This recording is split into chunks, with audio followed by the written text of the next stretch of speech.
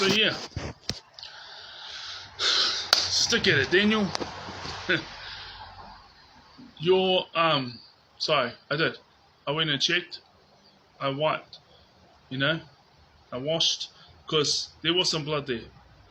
But the thing was, it was dry because it had dried up since the time I had shaved.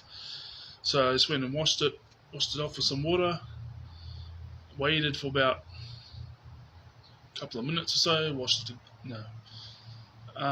Waited for about a minute and then washed it again. Dried, waited for a couple more minutes, and I saw like a little bubble come. And so I just put plaster on it.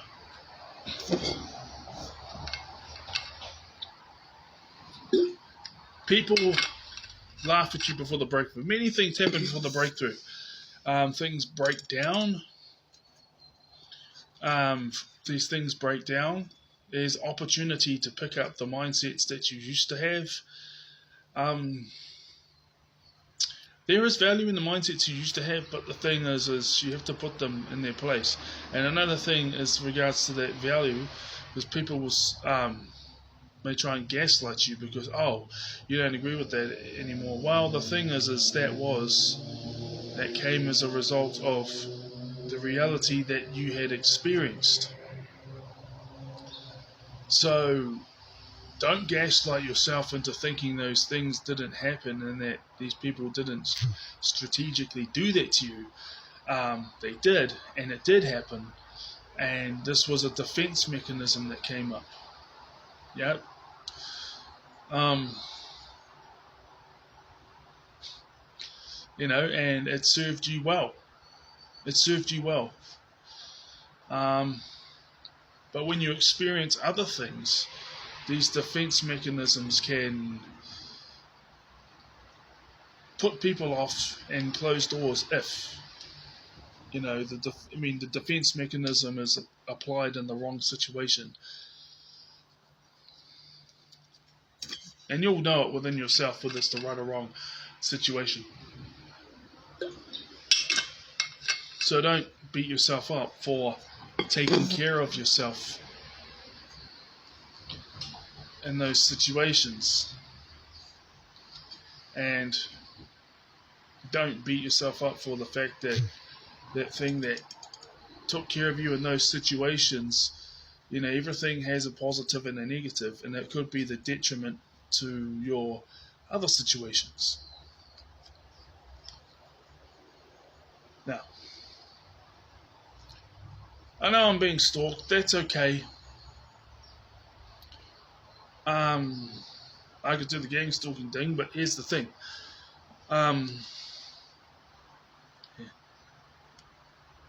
It's not fear. It's just they thrive off your attention. And 2001 and 2022, I suppose, when I was talking about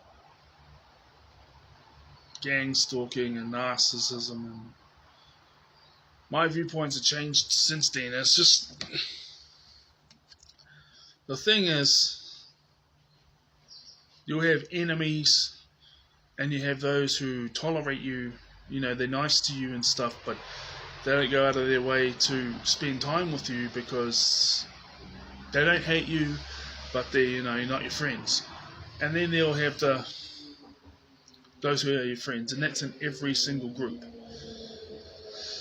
I used to get gang stalked by the church, I got gang stalked by my family, I got gang stalked by certain workplaces that I worked in the past when I was still in the same region. These things were happening.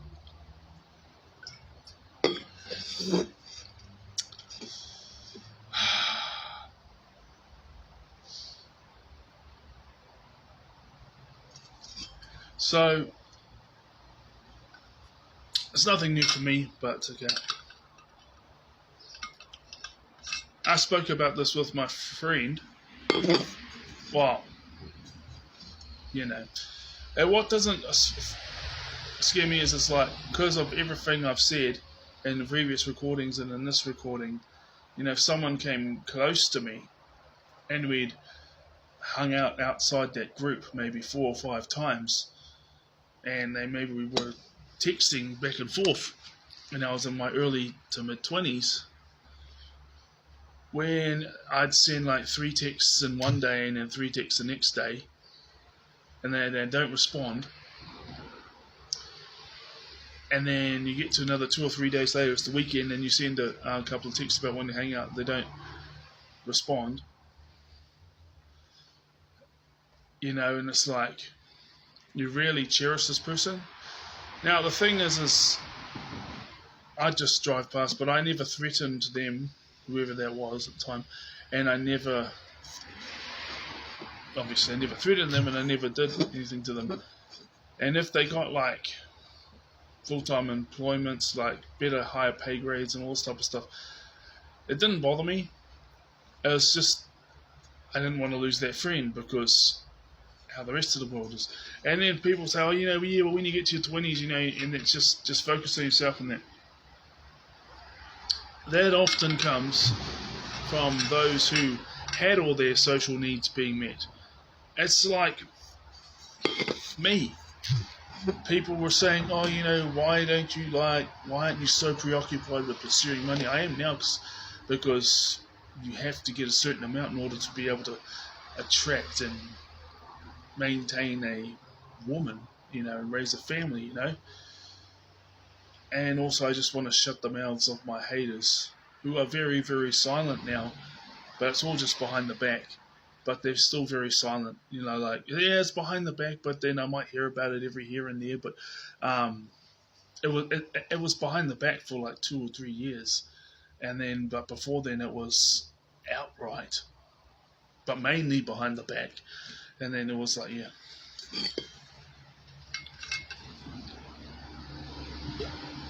So I said that to this guy I was talking to, a drop home after the autism and ADHD group, and then all of a sudden I said, look, if they want us to talk about hooning cars or whatever, the thing that they can pick up was that one time I showed up to my mate's place with a 6-pack of RTDs, 5% RTDs.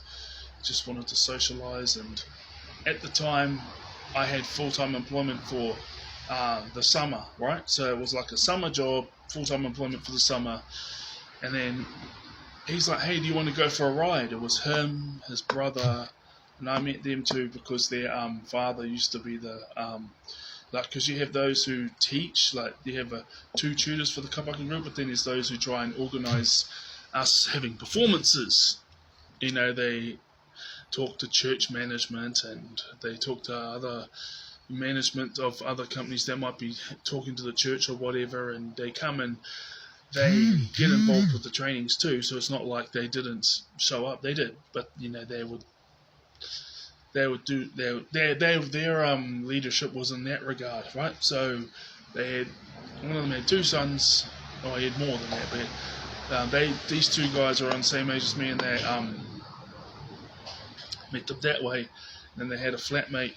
Anyways, they weren't a part of the group. I met them after the group disbanded because the church said, we're not going to give you any more performances. And the church split in half, and they were trying to figure out all this leadership, like senior leaders, all this type of thing. And there's a whole debacle going on, and everyone was taking sides, and I was just like, ugh. I was just thinking, well, just get over it, as in like, yeah, it's a very big thing, but at the same time, it shouldn't be a point to, divide the church or get people going against each other, it's about the mission and all this. But then, there was all this other stuff going on, and then the group disbanded. That was the call made from the higher-ups, not from the tutors. But, this one night, okay, it was like 2012, group disbanded 2010. He's like, yeah, come over, or and then like, do you want to go for a ride? And I was like, yeah, okay, cool, because it just was like, it was these 2 guys and the flatmate and me and just cruising around, and then we ended up going to Countdown in Napier, right? And there was about at least 50 cars, like flash cars, that had like three or four people each drinking alcohol, cider, and one driver. And I was like, what's this? And then it turned out it was a drag chain, and they went around the whole region.